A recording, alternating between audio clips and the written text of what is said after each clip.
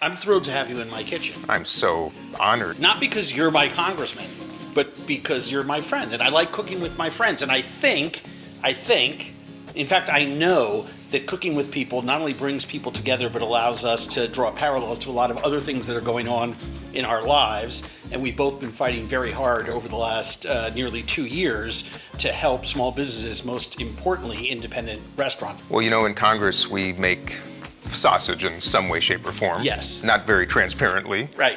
And you make sausage. I do. So what do you say we kind of make some sausage? The sausage that you make would frustrate me beyond belief. The sausage that I make, super, super simple. Do you want to help me? I can't wait. Suspect this might be salt. It is salt. That can go into... Just sprinkle it? Yeah, just Okay. sprinkle it all over. We're going to mix this like crazy, so don't worry about it. Okay.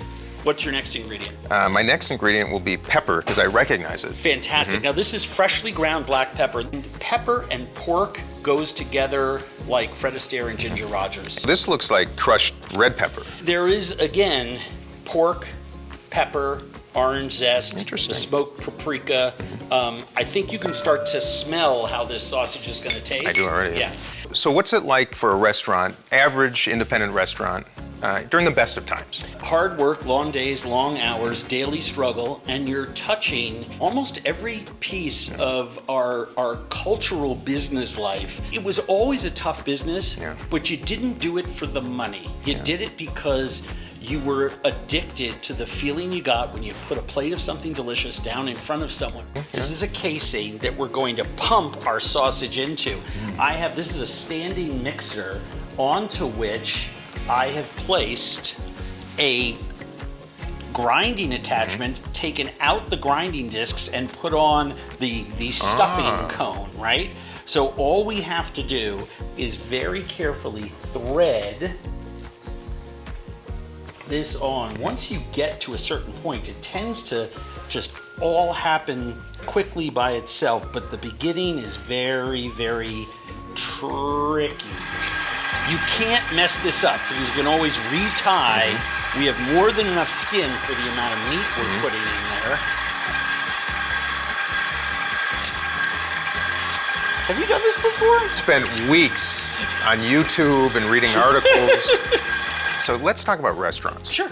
What's it like for restaurants right now? Awful. As restaurant owners, we really believe we have to take care of our own people first before we can offer anything to our guests. And so it was very important to take care of them.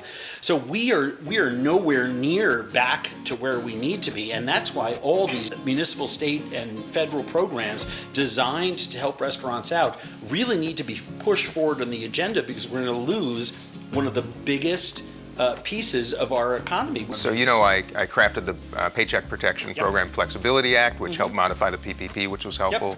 And of course, been fighting to refill the RRF, the Restaurant Revitalization Fund. You've spoken with restaurants that have taken advantage of both of those programs. How has it helped those that got it, and how has it been punitive for those who were not able to? The first piece of legislation that was a bipartisan piece of legislation that you really drove by reaching across the aisle and engaging a lot of very important Republicans to come help with that, to fix a bill that was well-intentioned, but wasn't right. Imperfect. It was imperfect. You guys fixed that, and that was incredible, and that showed a tremendous amount of leadership, and you actually worked with independent restaurants and small businesses all around the country, but especially in your district, especially here in your home state, and came and... We listened. That is not something that everybody does. So, you know, we thank you for that. And of course, 100,000 plus received RRF funds. Correct. And 100,000 plus that qualified and were equally deserving got nothing. Correct. How does that make them feel?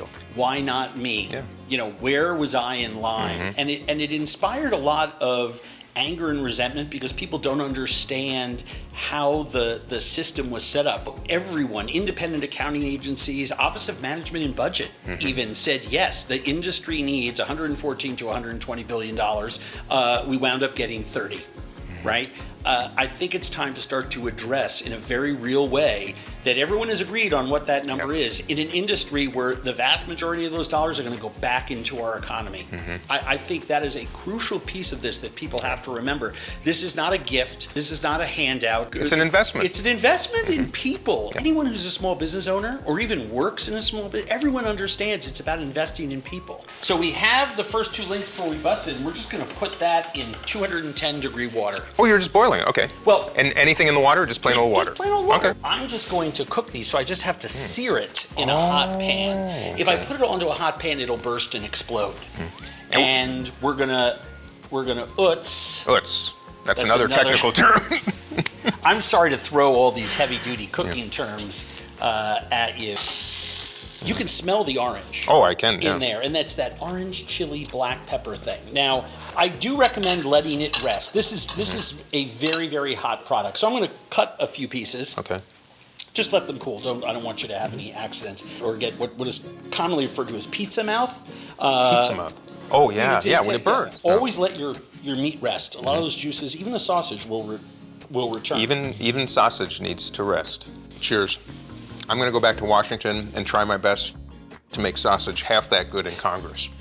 Well, we are rooting for you. Speaking for so many people who are in my business, we're so grateful for all the issues that you champion for us. And speaking for all Minnesotans, especially those in my district, thank you for all that you do. Because you're not just my friend, you're my congressman.